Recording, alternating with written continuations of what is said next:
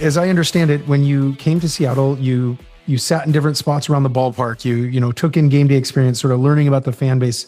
Obviously, you have complete anonymity at that point, right? So, and I love that sort of passive observation. I think Navigate does a bunch of quant and qual research. I mean, that's like right out of our playbook. And you might find this really interesting. Have you connected yet with the Sounders?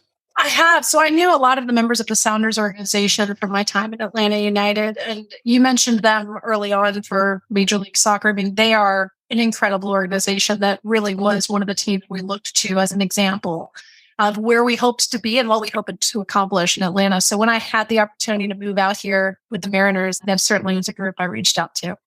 So smart, because when I learned about how you sort of did your own sort of secret shopper experience to get to know Mariners fans and the experience better, I'm so thankful. Adrian Hanauer, the owner of the Sounders, has become a friend over the years. We've been working with those folks about a decade. He does that. And it's one of those little known facts. I'm not sure if anybody even really actually knows that. He will attend a game in a situation where he just walks up and has to find a ticket. So he'll head to the ticket booth or a scalper or whatever it might be, right? Just to see what it's like for an average fan to, be a part of that. And I'm thinking, I don't know of another owner that has ever or could even get away with, right? Entering a game that way.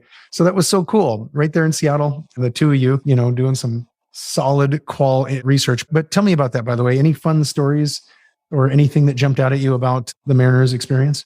It was a lot of fun. To your point, I had the opportunity to join late last August, so August of 2021, which meant there were roughly 20 home regular season games left when I got here. And we have a fantastic organization here at the Seattle Mariners, which meant that as a new person, I was freed up to go. And to your point, spent a lot of time during those 20 home games, observing our fans, getting to know our ballpark, getting to know what I sort of refer to as the different neighborhoods, because there are so many different experiences you can have at T-Mobile Park. We're renowned for our beer program, renowned for the variety of food that we have, but there really are places inside T-Mobile Park for everyone. So from a fun experience, I think there were a lot of amusing ones. I was sitting in the left field bleachers at one point, and the woman who was singing the national anthem that day, clearly her friends were sitting right in front of me. And this became very apparent when someone else walked out on field after she finished singing and dropped to one knee and proposed, and her friends were going, absolutely. So it's kind of cool to get to be a fly on the wall and observe that moment through them. But really,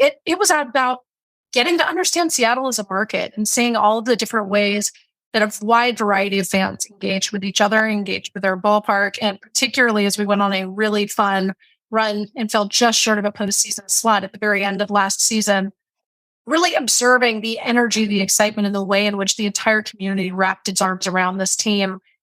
Coming from Atlanta, coming out of COVID, it was something that was really exciting to me and really reaffirmed my belief that not only is Seattle a great baseball city, it is going to be a great baseball city going forward. Well, yeah, you're picking up on a lot there. I'm sure you can feel the excitement, right? Because, it's been, you can call Mariners fans long suffering at this point.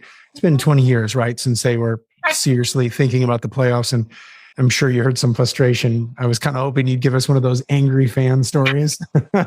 No, look, there is frustration. Our fans want to win, and we want to win too. And I think the reality is we've been in a rebuild for the last couple of years. Jerry and our ownership group have been very public about that. But I think particularly as you go into the season, you see Cal Raleigh performing at the level he's performing. You saw what Julio did on the national scale with the home run derby, and he's just been an absolutely incredible rookie for us this season. Logan Gilbert, George Kirby, and the investment we're making with players like Luis Castillo. This is our moment. We want to win too. And that is the expectation that we have of ourselves going forward. So it's fair that our fans have been frustrated. We've been frustrated too.